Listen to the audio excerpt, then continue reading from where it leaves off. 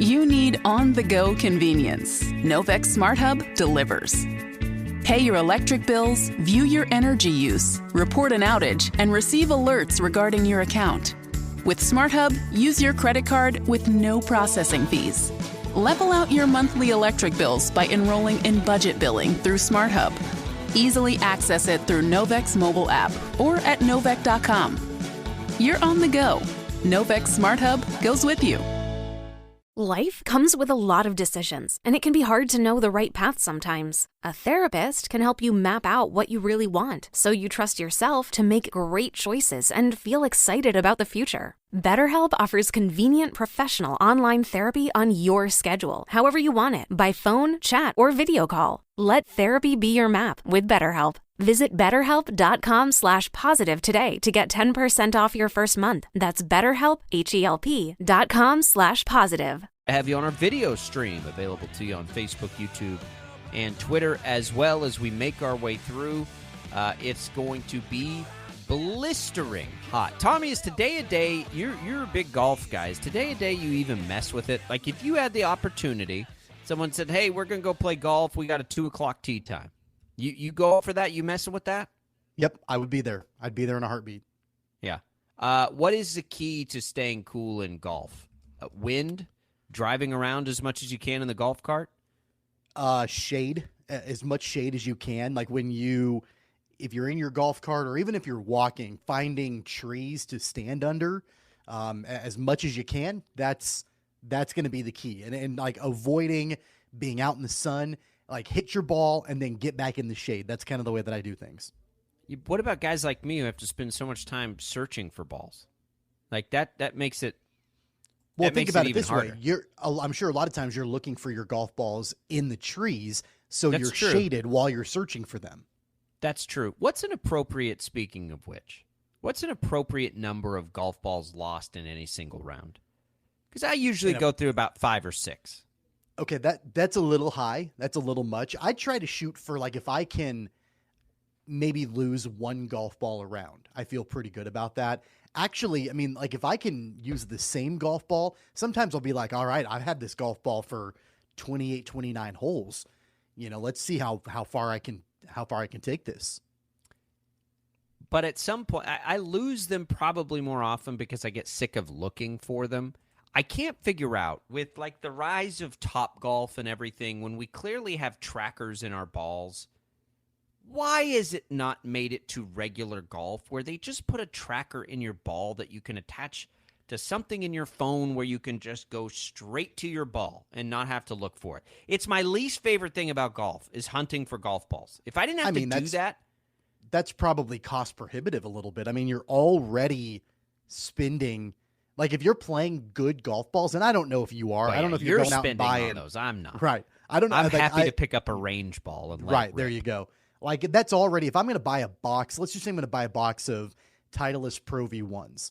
That's going to set me back $50, and I can only imagine how much more that would be if they put like some kind of GPS tracker inside the ball.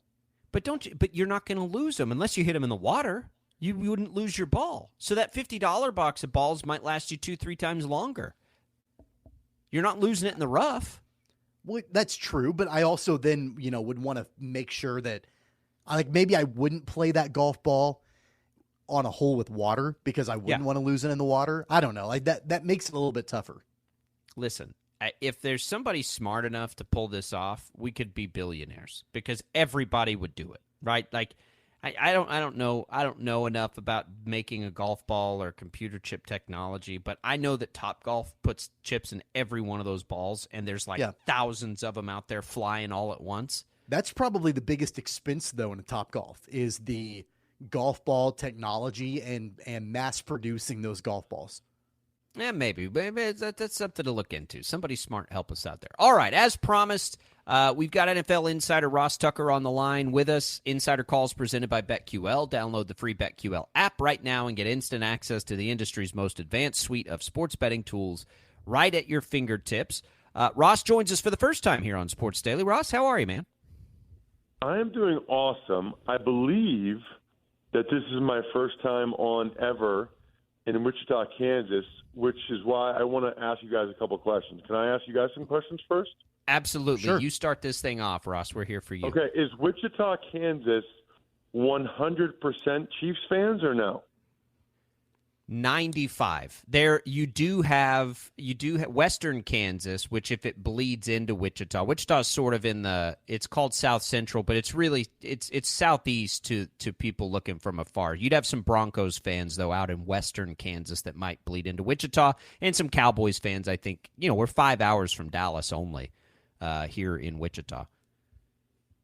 All right, so it's still 95%. 95% Chiefs fans. So no Rams fans, because that's even further away than Kansas. You guys are in the middle of the state. I got it. Okay. So maybe some Broncos fans in Western Kansas, and I understand about the Dallas. Boy, you guys are a straight shot down to Dallas, right through Oklahoma City and Norman. That's interesting. Yep. Straight shot. All right, next question. By the way, just so you know, when I do my power rankings every Tuesday on the Ross Tucker Football Podcast, I mention Wichita, Kansas by name every single week. Yeah, because I always say that my power rankings are based on if these two teams played a series of games at a neutral site, like my backyard or like Wichita, Kansas. I don't know why Wichita is like my my neutral site, like center of the country. I don't know, you guys are center of the country. But I always say that because if you're doing power rankings, it's not just about, well, who beat who or who beat them. It's like, okay, well, what if they played a best of 5 at the biggest high school in Wichita? You know what I mean? Like, which team do you think would win that series of 5? So I mention Wichita all the time. My last Wichita question, before you guys can tap into my expertise, is what is Wichita known for? Whether it's like food or beers, or are they still called the Shockers, or did they change their name? Oh, no. Shockers is still, I believe, politically correct, but it's good. Wichita is known as the air capital. Shocker baseball or Shocker basketball? Basketball now. I think that may have been a little different 20 years ago. It's a hot topic around here. Shocker baseball hasn't really been in the postseason for a decade, if you can believe it. Shocker basketball. Baseball always used to be like the best team. Used to be, yeah. Like College World Series, good. All the pros, yeah. It was and they're trying to get back to that. But basketball here is you've got you got a dynamic of K-State, KU, and Wichita State, all sort of melding together. But the one thing about Wichita State is when they're really good, it's sort of unified. Like everybody's into it because it's treated like a pro team. They sell out every game. They got a great arena. It's basketball. Wichita State basketball is king around here. Wichita's known as the air capital of the world, Ross. So like all the aerospace manufacturing, they make airplanes and private jets. There's like 6 airports here. So that's probably what it's known for the most. And look, isn't food and beer? Doesn't everybody claim their food and beer is the best? Okay, but if I went there, you would tell me to go. Like I know Kansas City is like the barbecues. If I went to Wichita, are you like, oh, you got to go to this place, you got to order this, you got to drink that? I think barbecue is in that a little bit. I mean, I think that some of the Kansas City barbecue bleeds down I-35 to Wichita. There's definitely some inspiration barbecue-wise in Wichita that comes from Kansas City, I would say. I would tell you, Ross, because I'm not from here. I'm from Amarillo, Texas. So I came here as an outsider. What surprised me the most was Mediterranean food, which, believe it or not, is not a massive thing that happens in the panhandle of Texas. And it's really good here, and there's a lot of it. Mediterranean food surprised me. And breakfast, Tommy, there's 2 or 3 really, popular and famous breakfast spots. When the ESPN crews come through, they go to a place called Doodah Diner, which is downtown. It's known for wild and crazy breakfasts. And then there's this exploding in popularity place called Home. So there, breakfast maybe, or Mediterranean food would be my Man, I would not have guessed Mediterranean food in the middle of Kansas at all. Isn't that crazy? It's the aerospace thing. I think it's created a pretty diverse culture here, which is broad. I don't know the history of it, but I think that's right. I think that's what I've been told. Very cool. Well, I appreciate you guys coaching me up. Now, I'll go as long as you want. Ask me any football question you want. But I'm like, you know what's funny? And I know you guys brought me on to talk football, and that's fine. But I already know, like, any question you ask me, I already know what I think about the football thing, and I'll tell you the answer. I like learning about other people. Like, I like learning about other things. So I feel very knowledgeable about Wichita now if I ever need it. Thank you. If you come to Wichita, all you need to know to make it in with the locals is that there's a fierce East Side versus West Side rivalry on either side of what's called here in the state of Kansas. It's not the Arkansas River; it's the Arkansas River. There's an Arkansas City. It's very real. It is pronounced Arkansas in this state. You'll win with the locals if you start there. You know what's so funny about you saying that? You guys are going to die. I live in Harrisburg, Pennsylvania, which is the state capital of Pennsylvania, okay? And there's a big river that goes right through the middle called the Susquehanna River. And around here, you're either East Shore or West Shore. And it's not that big a deal for me because I'm not from here, and neither is my wife. But people that, grew up around here and are from here, I've had multiple people tell me that are on the East Shore that they don't ever go to the West Shore. And people on the West Shore don't ever go to the East Shore. And I'm like, it's just 12 minutes away, right? It's just a bridge. There's 6 bridges that go over this river. It's hilarious to me. They act like it's a different country, a different world. And I don't ever go to the West Shore. I don't ever go over there. It's bizarre to me. I mean, I'm going to the West Shore tonight for dinner. I don't really get it, but that's definitely a thing here. That's funny. I didn't know you guys had the same thing.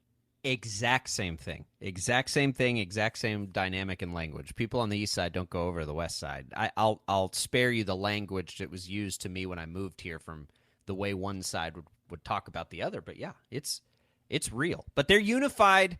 They're unified, Ross, in the love for the Chiefs. Do you feel the same way we feel right now, or at least that I feel? Is DeAndre Hopkins just waiting on the Chris Jones deal to get done? It feels like he wants to be a Chief, and I think the Chiefs would love to have him. Yeah, I don't know that. I think he would love to be a Chief or a Buffalo Bill, but I don't think that they're offering nearly the amount of money that he wants. And here's the thing, too. I get it. About him going to the Chiefs to try to win a championship. But let's also be honest, it's really hard to go back-to-back. Really, really hard to win back-to-back. I mean, the last time anybody did it was 20 years ago with the Patriots. And so, there's a pretty good percentage chance that the Chiefs go to the Super Bowl and win it, but it's still really low. I mean, especially in the AFC, as tough as the AFC is.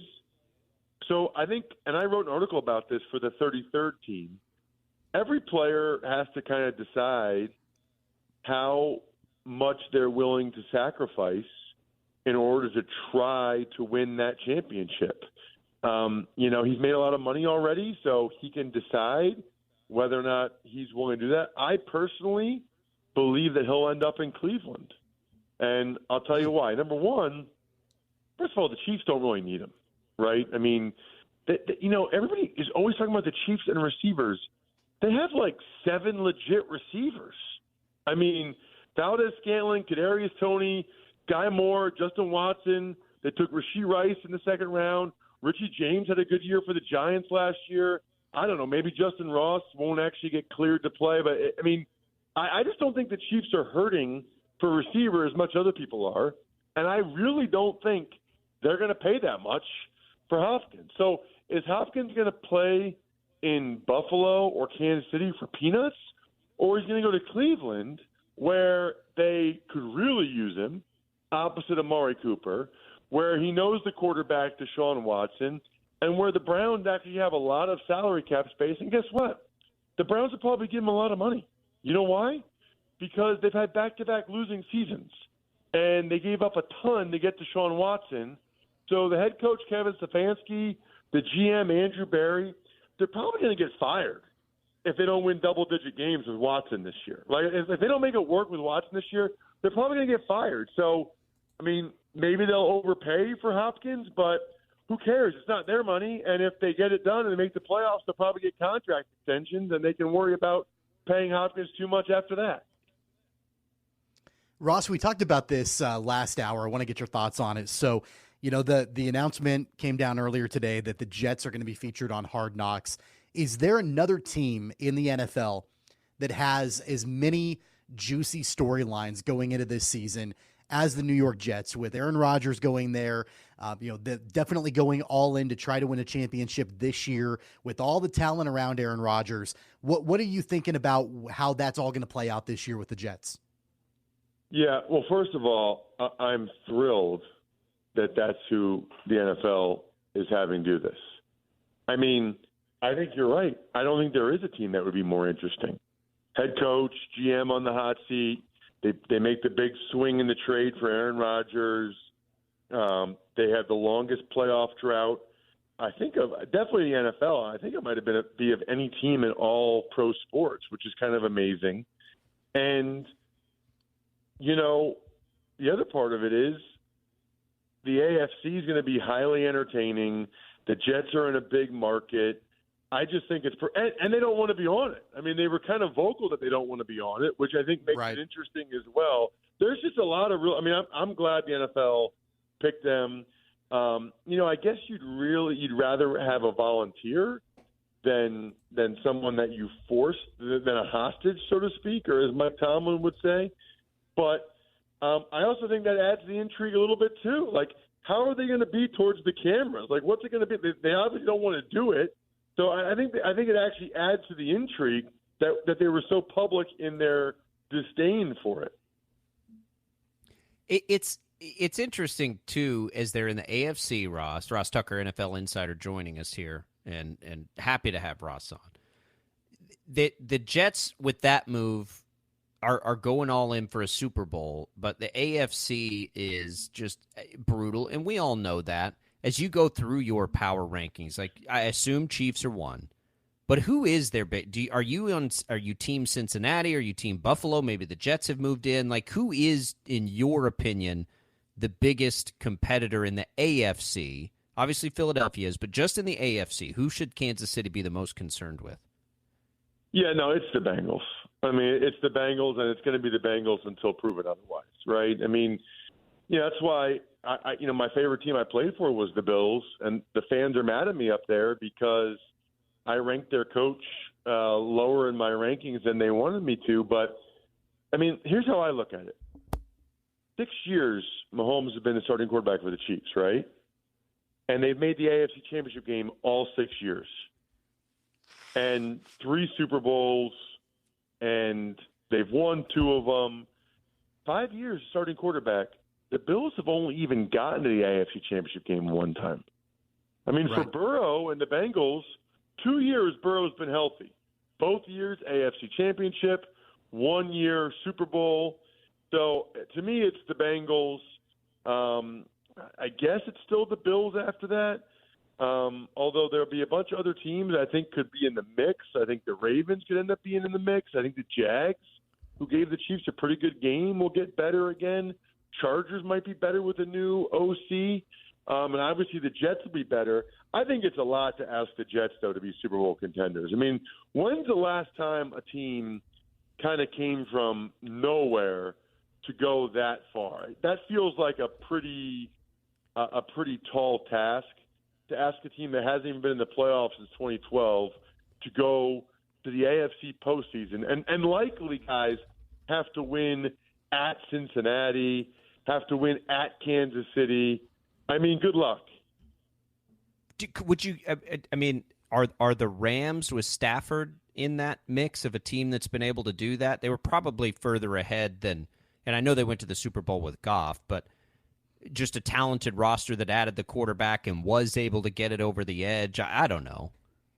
Yeah, no, I think that's a good example. Now, to your point, they had still, I mean, the year before, they had won a playoff game with, like, the Walford guy.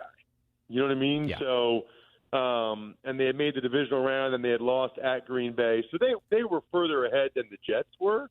and they weren't in as tough of a conference. But, yeah, I do think Stafford is probably the example of a guy that, came in and was able to get him over the hump. And I think Rodgers will get the Jets over the hump of the playoffs. And I think, similar to the Cleveland conversation we were having, I think that Robert Saleh, the head coach, Joe Douglas, the GM, will get contract extensions as a result, which, by the way, do I think they overpaid for Rodgers? Yeah. In terms of the draft picks? Yeah. But why do they care about next year's first-round pick if they get fired? Who cares? I mean, just remember this. I played for 5 teams in 7 years, okay? Every single person involved with the whole league is acting in their own personal best self-interest, right? So, of course, they're going to make the trade for Aaron Rodgers and overpay him or give up too much to get him because they're going to end up getting contract extensions. They're going to make the playoffs this year. Woody Johnson, the owner, is going to give them both 4-year, 5-year contract extensions for over $20 million, and they're going to be so happy. They're rich forever, and if they stink after that, they stink after that. I mean, they did the right thing. I would have done the same thing if I was Joe Douglas. I have another question for you guys, by the way. Football one this time. Are you ready? Yep. Mm-hmm. Okay. How much have you guys, if at all, talked about the field conditions of the Super Bowl? It came up. It certainly came up for about a week after. Probably would have come up more had the Chiefs not emerged victorious, I would imagine, because the chatter around here would have certainly. But it was a disaster for everybody involved. But yeah, it was total it was disgrace. The only reason why I bring it up is because I was flying back yesterday, and an Eagles fan was next to me on the plane, and they recognized me and started talking to me about it. And he was still so mad about the field and was asking me, how is that possible? How has it happened? And I will say this, I give the Eagles players, organization, a lot of credit. They never once complained about the Bradbury call at the end of the game. They didn't complain about the field conditions. But that personally, if I were an Eagles player, that would bother me the rest of my life. And who knows? Maybe the Eagles would have lost by more if it was a good field condition. I don't know. You know what I mean? But I do know that their edge rushers were slipping the whole time. I think some psychopath went through and charted how many times each player on each team slipped, and the Eagles slipped more than the Chiefs, which I don't know what that means, if anything. But at any rate, it's just a disgrace that those guys had to play on that. It's just such a stupid thing for us to be talking about after the game. You know what I mean? What made that hard is, a couple of years when the Chiefs were in Miami for the Super Bowl, we interviewed, and because I work for a TV station here too, and we were out there covering the Chiefs. George Toma, who's the head groundkeeper, has a rich history in Kansas City and with the Chiefs and everything, and great guy, was awesome, a really cool personality. So that whole time that's happening, I'm like, oh my God, poor George here, and that made it a little more difficult, here on a local level his too. Last game too before he retired. Yeah. I mean, he's been doing it. He's like forever. 94. 94 years old, has done it forever and never seen anything like that. And he, of course, deflected the blame, and I don't know what that means, but that made that harder for us here around here, too, because he was right in the middle of it. This poor old guy who's been doing this forever.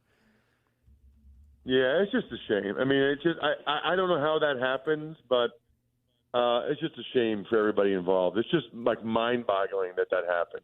Way worse to me than the penalty they called on Bradbury. I mean, I didn't like the call, but that's like a one-time thing. Right. Whereas the field is every player the whole game. It's just a shame.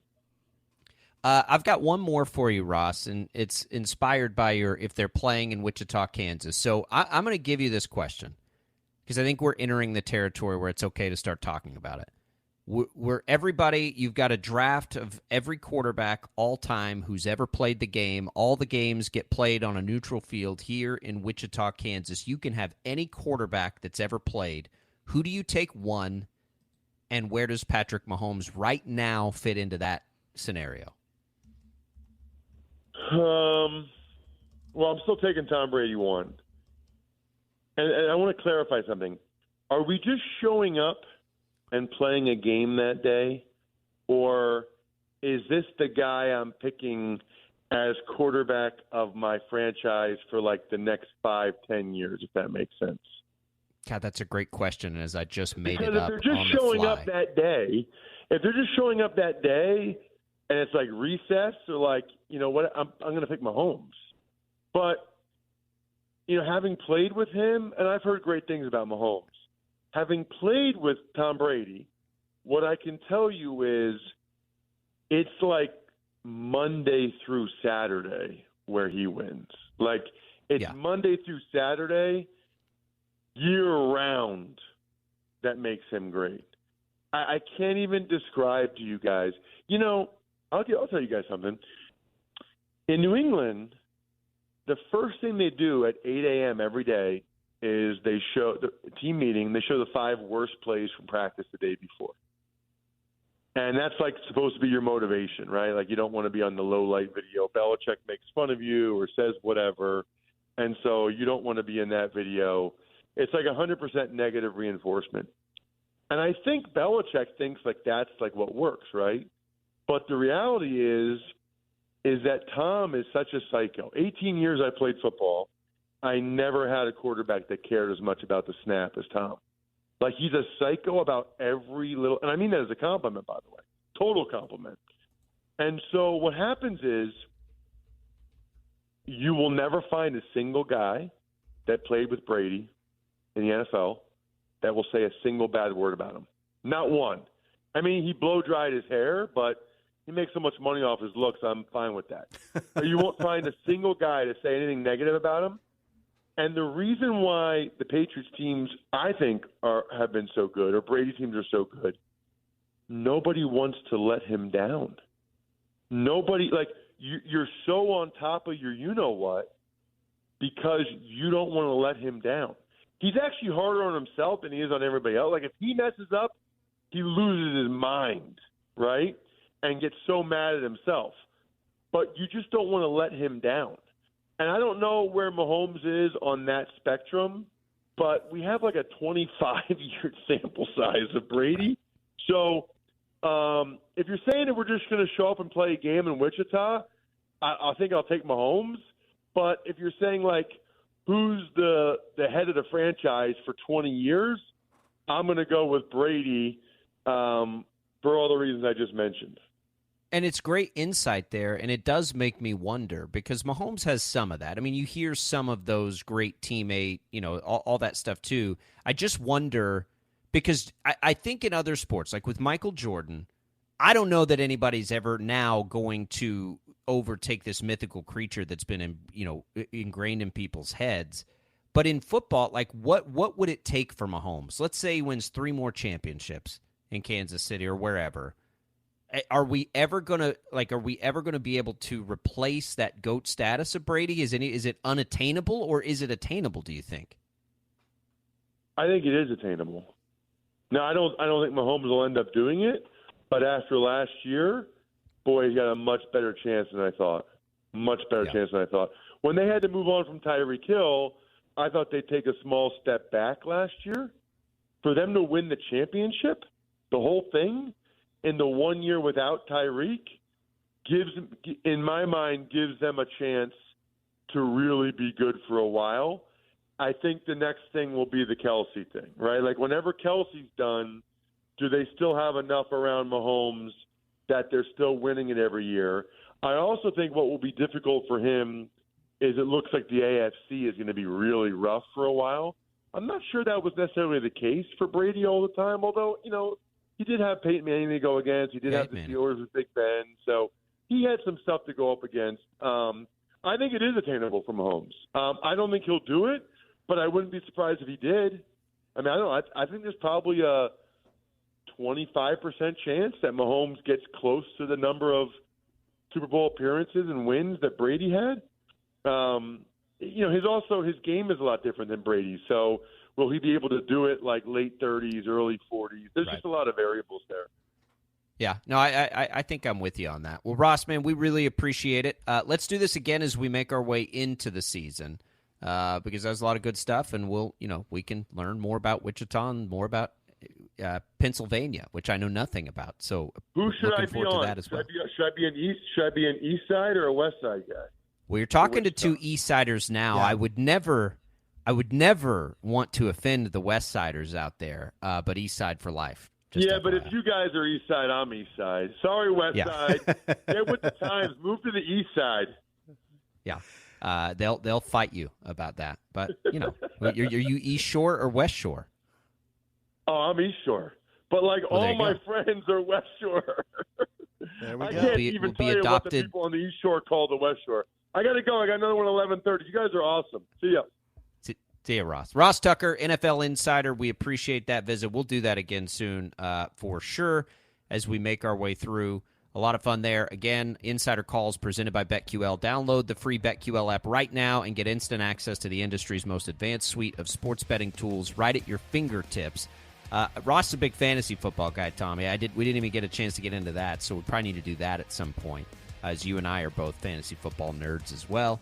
869-1240. We went a little long there. We'll come back. We'll react. Get to it on Sports Daily.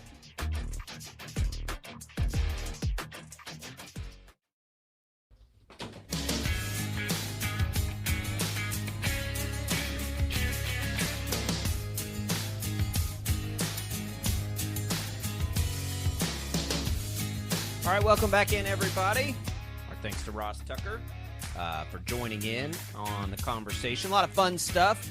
Ross, the character. I knew that was going to be great, Tommy, when you said that was awesome. He was jumping in. He's all over everything. You hear him a lot here with us because he's on a lot of the Westwood One broadcasts. He's a good analyst. He's entertaining. He has fun with it. He reminds me, honestly, Tommy, of so many offensive linemen that I've become friends with over the years at all kinds of different levels because, the personality's there. I sometimes you're like, man, why do we give so much attention to the prima donnas? The offensive line is the place to go.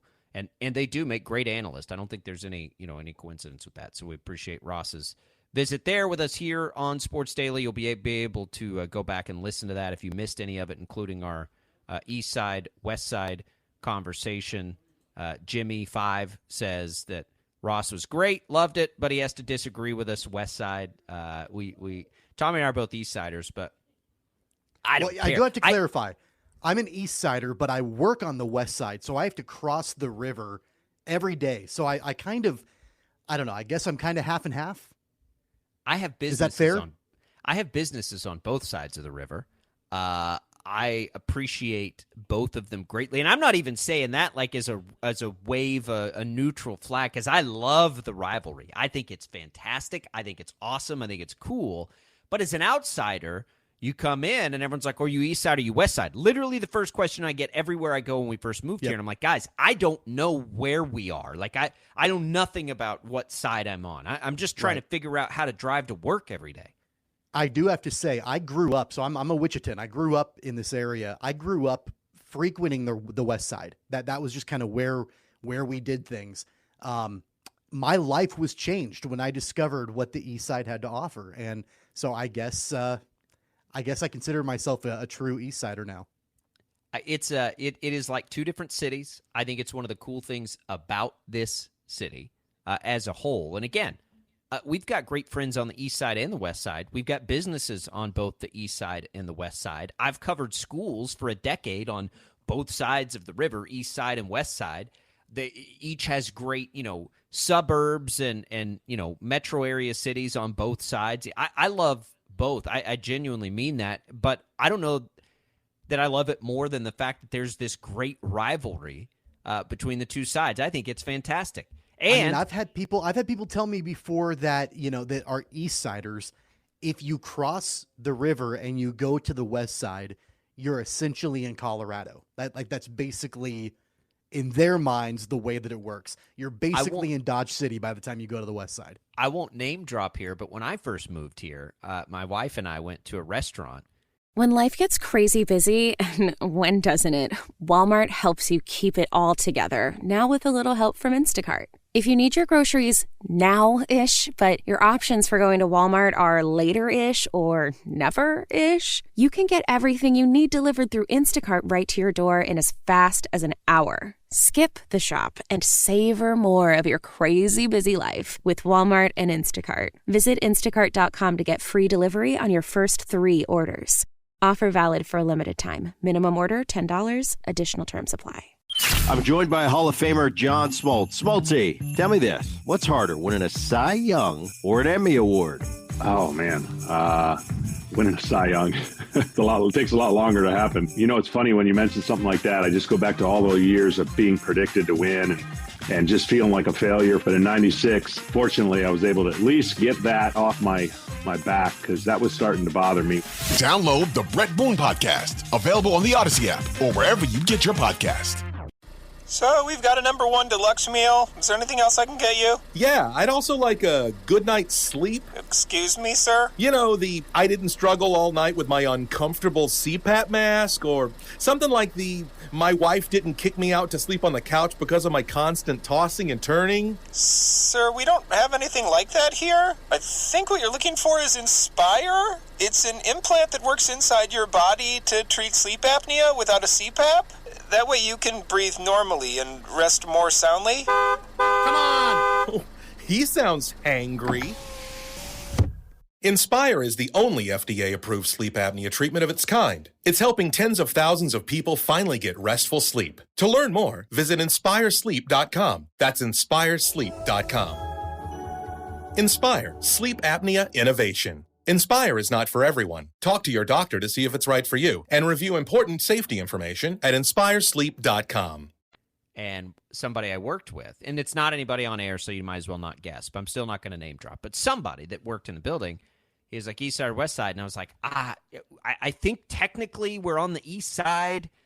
We don't really know. And he was like, well, that's good because, you know, it's all the, what term did he use? It was something crazy. And I just kept thinking like this has to be like a thing that has been invented over the years, but it was really like something. I probably shouldn't repeat it on the radio, but I was like, whoa, like, okay.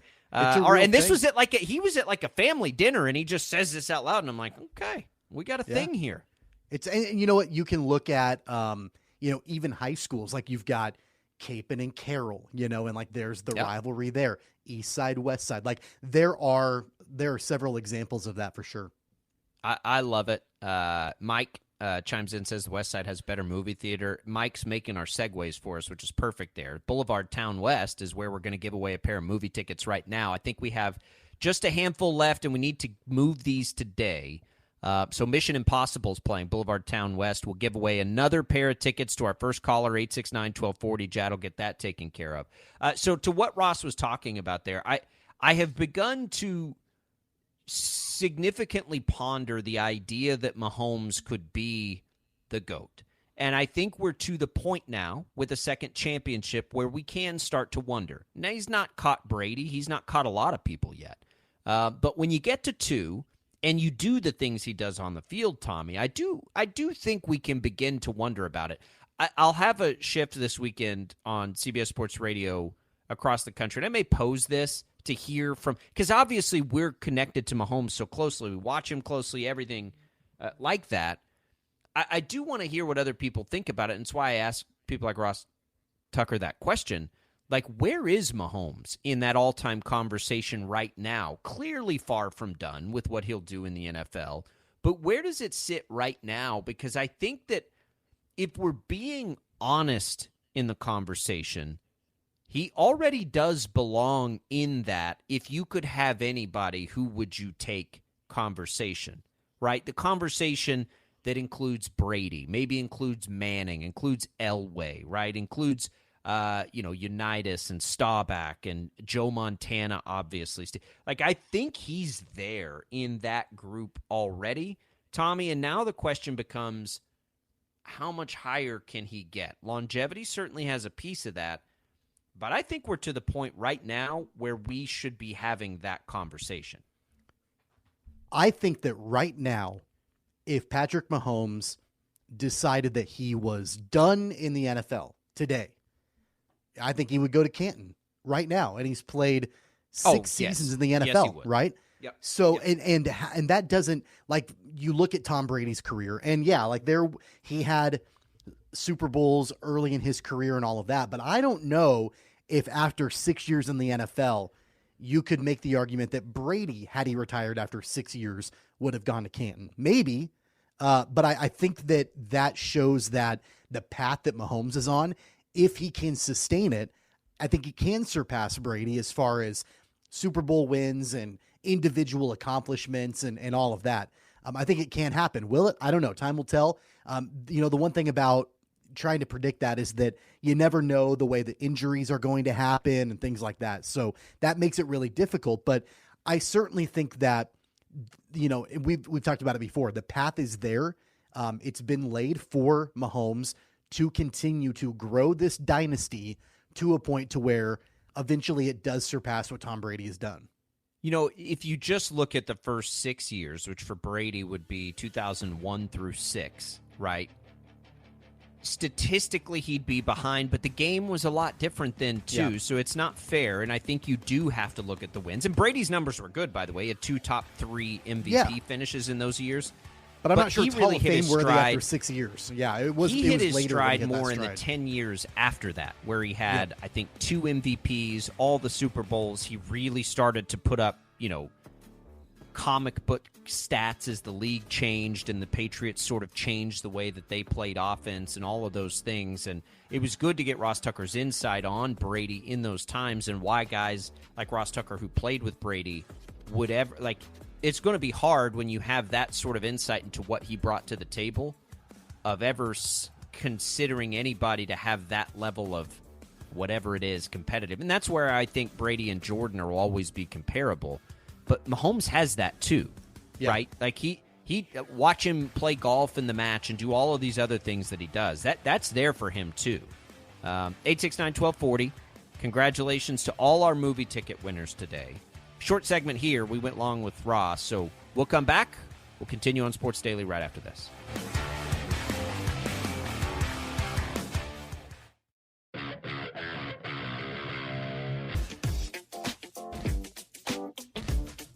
All right, welcome back in, everybody. Sports Daily here on KFH. Glad to be a part of your day. Glad to have you listening to us or watching us on the video streams, Facebook, YouTube, Twitter. You can always find those. Tom and Casey, our last winners to see Mission Impossible. Happy to do that for everybody. Glad to be able to do that for everybody. And we hope that you enjoyed the show there. I think, Tommy, it's getting great reviews from the critics. I don't always agree with the critics. I usually... Like when they do is it Rotten Tomatoes or whatever, I'm usually more interested in like the fan rankings than I am the critic rankings. I don't have a lot in common with movie critics. I have a whole lot more in common with fans of movies. A film class was not a good place for me in college, where I was being lectured on the movies that I liked and told what I should and shouldn't like. It's really hard for a contrarian smart aleck to sit in a class like that and keep his mouth shut, which I certainly did not. But I take offense to people. I take offense to people, and I do it sometimes with music, and I have to watch myself, Tommy. Like, it bugs me when people are lectured on what they should and shouldn't like with movies.